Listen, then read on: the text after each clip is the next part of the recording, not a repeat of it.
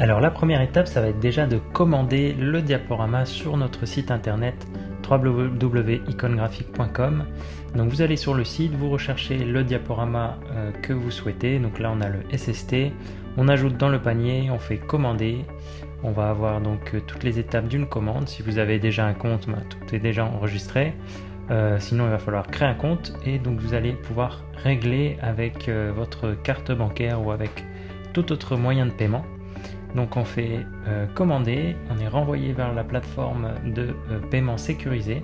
Donc ici on va mettre un code de test, hein, donc c'est une page de test ici. Donc on rentre ces codes de carte bancaire avec les coordonnées.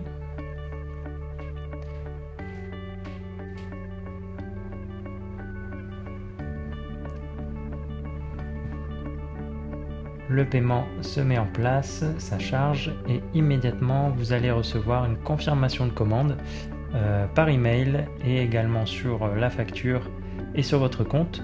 Donc déjà sur la facture, on va pouvoir retrouver ces codes de licence, mais également sur son compte Icongraphique. Donc vous allez dans mon compte, vous allez retrouver toutes les licences que vous avez commandées depuis le début. Donc si elles sont actives ou inactives, hein, et avec les dates actuelles. Et vous retrouvez également tous les codes de licence que vous allez avoir besoin après pour activer votre diaporama sur votre plateforme, ou aussi les codes de licence que vous avez achetés pour d'autres formateurs. Vous retrouvez tout ici sur votre compte, donc impossible de perdre les codes. Vous allez tout retrouver sur le compte Icongraphique, sur votre compte client. Alors une fois que la commande est confirmée, que vous avez commandé sur le site ou avec un de nos collaborateurs, vous allez recevoir immédiatement, automatiquement, un mail avec toutes les informations. Alors ce mail va provenir de notre boîte mail, donc contact@icongraphique.com. N'hésitez pas à vérifier dans les spams, ça peut toujours arriver. Et donc vous allez recevoir à la fois le ou les codes de licence que vous avez commandés en fonction du nombre de licences que vous commandez, et aussi le lien d'activation, donc le lien de la plateforme. Il sera toujours le même lien, peu importe le diaporama que vous allez commander. Donc ce que je vous conseille de faire, c'est ce lien, c'est le prendre immédiatement et puis le mettre dans vos favoris pour pouvoir l'avoir toujours à la main et pouvoir vous y connecter rapidement quand vous en aurez besoin. Donc ce qu'on va faire, on va simplement cliquer sur le lien qui est ici, le lien d'activation, et également vous pouvez déjà copier le code de licence pour pouvoir ensuite le coller quand on se sera connecté à la plateforme. Nous voici donc sur l'écran de connexion pour accéder au support pédagogique, au diaporama formateur. Donc si c'est votre première connexion, vous allez cliquer ici sur « Vous avez un code de licence, activez votre licence ». Donc vous cliquez ici et ici vous allez pouvoir insérer le code de licence qu'on vous a envoyé par email. Vous faites un copier-coller et vous allez faire vérifier. Une fois que vous aurez fait cette manipulation, vous allez pouvoir donner un nom à votre organisation, par exemple mon organisme de formation, un prénom et un nom. Et enfin, vous allez pouvoir mettre l'email qui vous convient avec un mot de passe. N'oubliez pas d'accepter ici la politique de vie privée de la plateforme et pouvoir créer votre compte.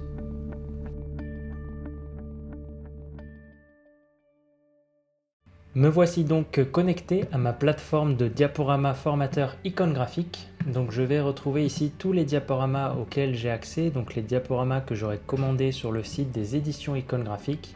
Ici j'ai à peu près tous les diaporamas qui sont disponibles, mais vous n'aurez uniquement les diaporamas que vous avez commandés et que vous avez activés via les codes de licence. Donc pour démarrer très simplement une formation, vous arrivez en formation, vous connectez à votre plateforme et il vous suffit donc de cliquer sur la diapositive qui vous intéresse, la formation qui vous intéresse, et vous allez rentrer tout de suite dans le module de formation qui vous permet de faire votre présentation et votre formation. Au niveau de la navigation, c'est très simple. Vous avez déjà un premier élément qui se trouve ici à gauche, qui est un mode présentateur, comme on peut retrouver en fait sur PowerPoint. On va avoir les différents chapitres qui sont indiqués et dans chaque chapitre, des petites miniatures d'images qui correspondent à des diapositives qui seront à l'intérieur du chapitre. Si je prends par exemple ici les obstructions, on va avoir la première diapositive et ensuite les différentes construction de la formation des diaporamas, donc avec une activité de découverte, l'étude de cas, puis activité d'apprentissage avec la définition, les principes d'action, les risques, les causes, etc.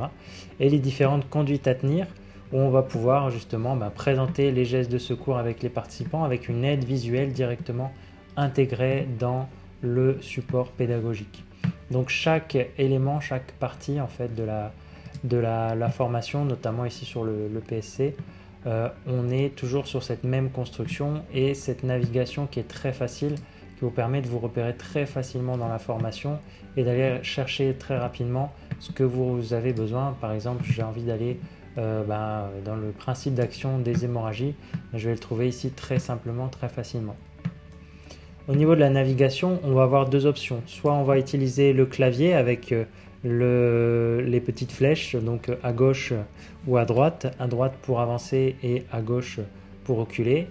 Et ensuite, on peut ici utiliser les flèches qui sont à notre disposition ici sur le petit tableau là, avec donc les flèches retour en arrière et les flèches pour aller vers l'avant.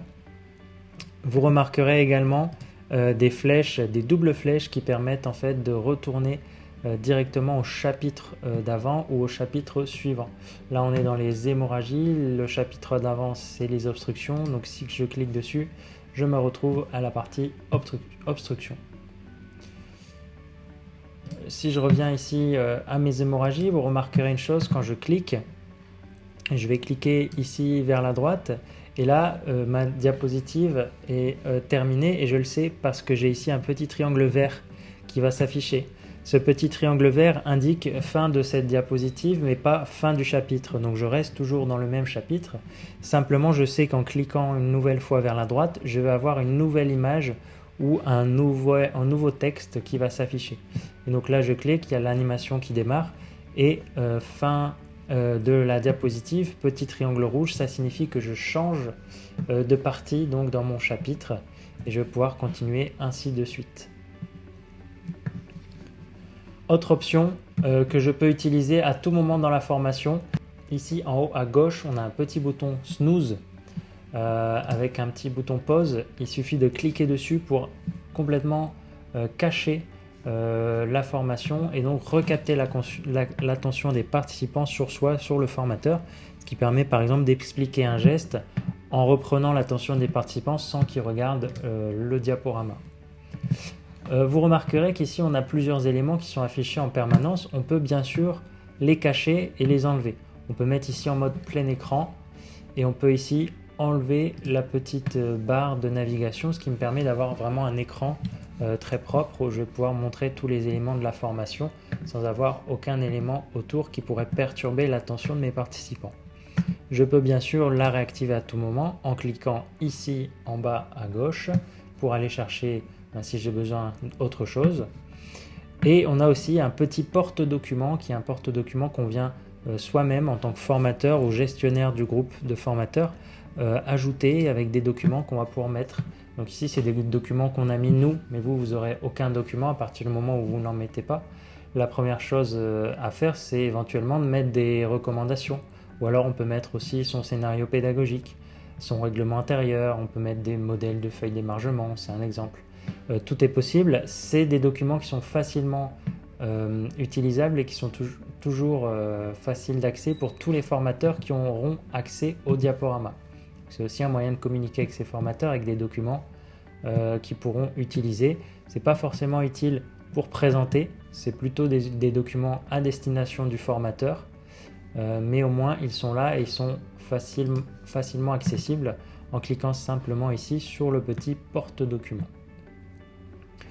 Une fois que j'ai terminé ma formation, je veux retourner en arrière. Simplement, je vais recliquer sur le bouton écran agrandir l'écran et je vais cliquer ici sur support pédagogique et je reviens là où j'étais sur tous mes diapositives et tous mes supports, mes diaporamas que je pourrais retrouver à tout moment.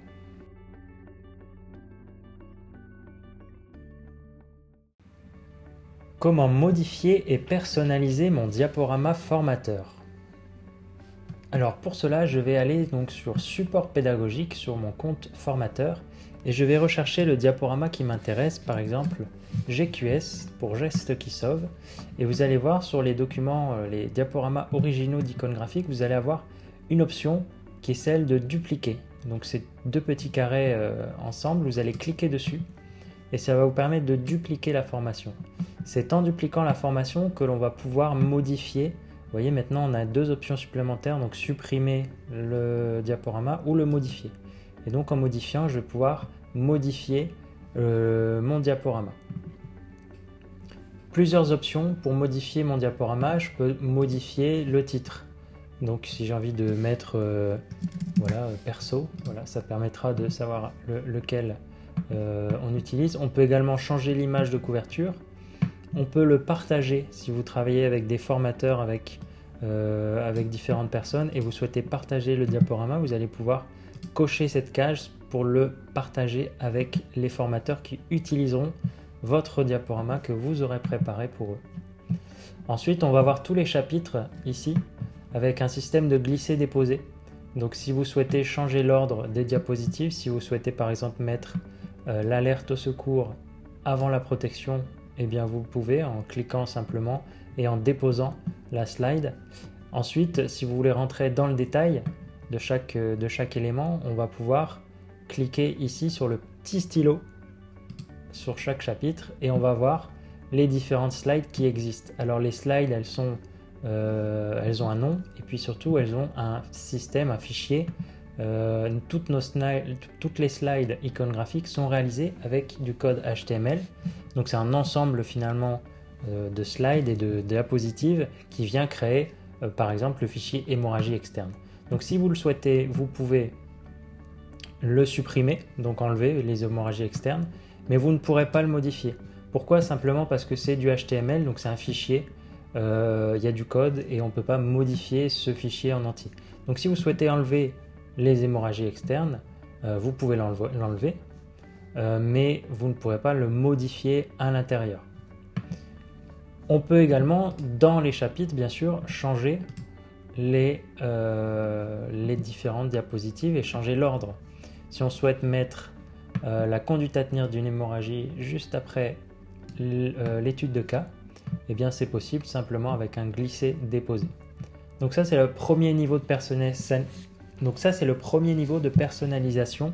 C'est changer l'ordre des diapos, supprimer des diapos ou changer l'ordre carrément des chapitres pour faire un diapositive qui est plus personnalisé par rapport à son scénario pédagogique.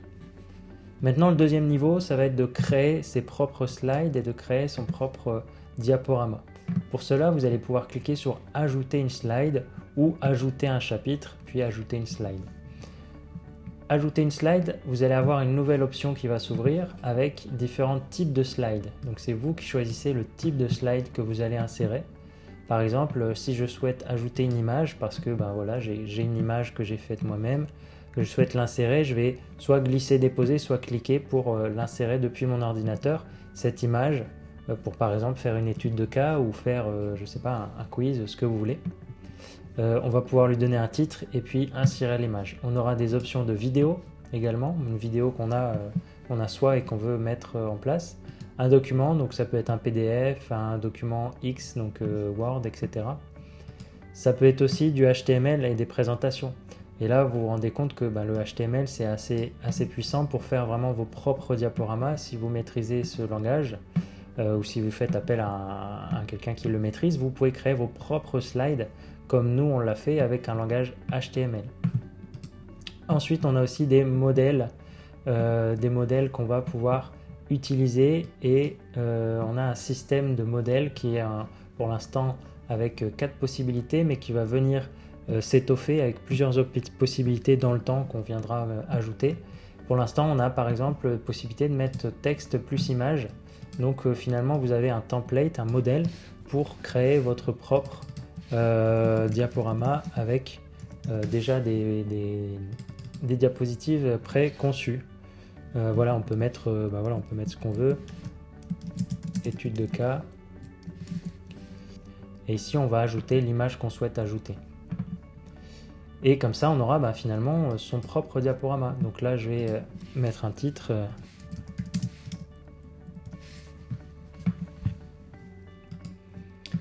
Je vais faire enregistrer. Alors idéalement, on met une petite image ici pour l'image de couverture. C'est l'image qui s'affiche dans le mode présentateur à gauche pour venir se situer et naviguer facilement dans son diaporama. Donc je vais le mettre au tout début des hémorragies externes puisque j'ai décidé que c'était une étude de cas. Je vais le mettre au début. Et comme ça, on va pouvoir regarder ce que ça donne après sur le diaporama. Donc une fois que j'ai terminé, simplement on a bien enregistré et on va pouvoir aller sur mes supports pédagogiques. Vous voyez, je les retrouve. J'ai ma copie qui est là.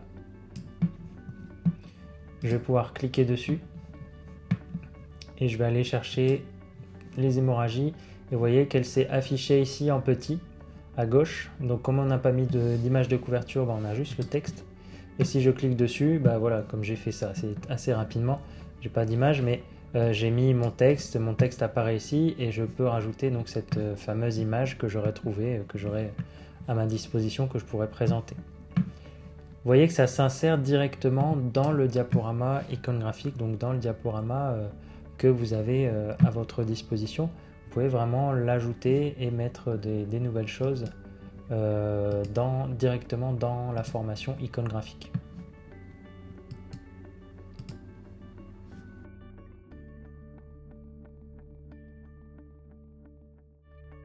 Comment ajouter des formateurs sur ma plateforme de diaporama formateur iconographique? Vous travaillez avec un ou plusieurs formateurs et vous souhaitez qu'ils utilisent votre diaporama. Voici comment les ajouter et leur donner accès. Donc simplement, on se connecte à la plateforme et on va aller chercher directement dans l'onglet utilisateur. Ici, vous allez retrouver tous les utilisateurs qui ont accès à votre compte. Vous allez pouvoir ajouter un utilisateur. En ajoutant un utilisateur, vous allez avoir besoin de son mail, son nom, son prénom. Le groupe, c'est le groupe dans lequel vous êtes, donc il n'y aura pas d'autres groupes. Et vous allez pouvoir lui donner un rôle, ce sera toujours un rôle de formateur.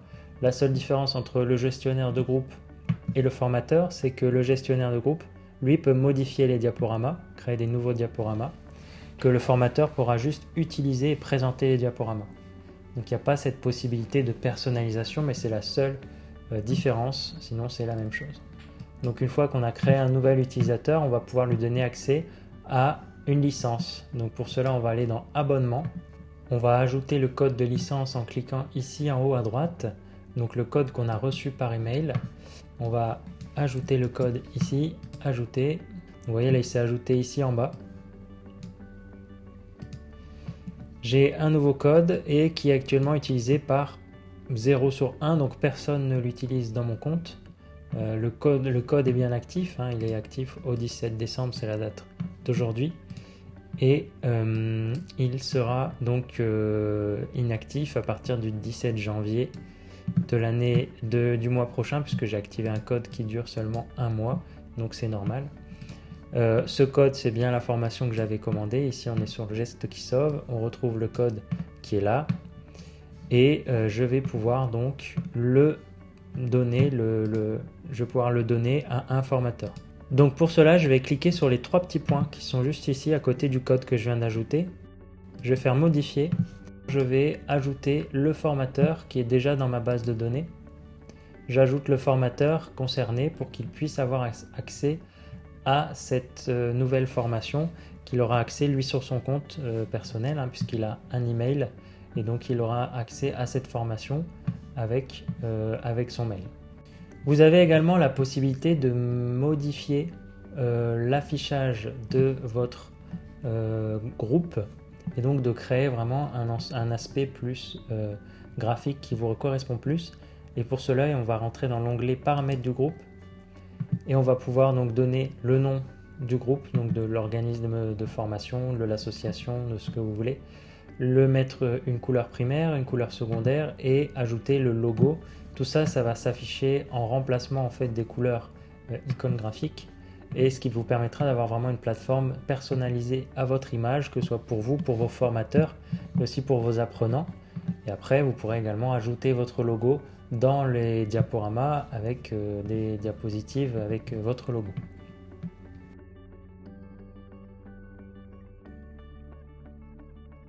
Pour télécharger le mode hors ligne, donc sans connexion internet, il faut déjà se connecter à son compte en ligne.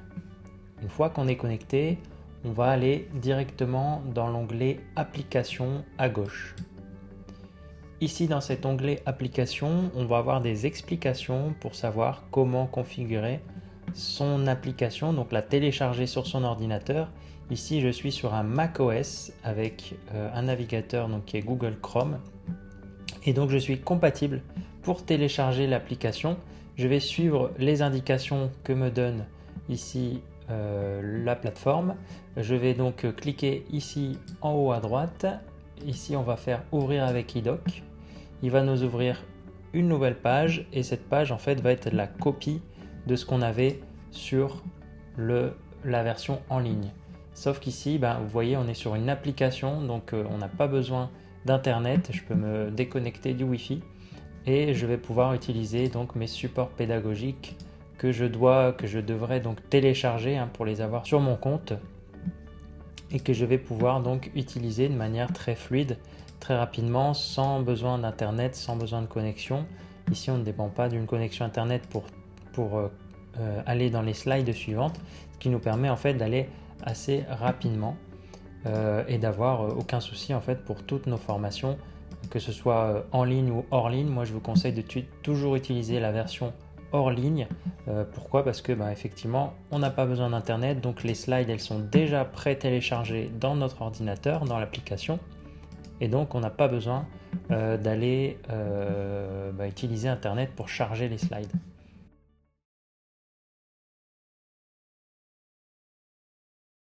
Comment configurer ma télécommande de formateur? Donc pour cela, je vais me connecter à mon compte. Je vais aller dans l'onglet Contrôle et je vais avoir ici les différents boutons configurés donc pour aller sur la slide suivante, précédente, ou le chapitre suivant ou précédent. Et je vais pouvoir ici configurer. Donc là, c'est déjà configuré pour mon clavier. Donc flèche droite, flèche gauche, etc. Si par exemple j'ai envie de mettre une touche différente, ça va se configurer pour une touche différente. Je fais enregistrer et ainsi je vais pouvoir configurer en fonction de la télécommande que j'utilise de présentation. Je vais pouvoir configurer bien finement pour pouvoir l'utiliser pour n'importe quelle formation.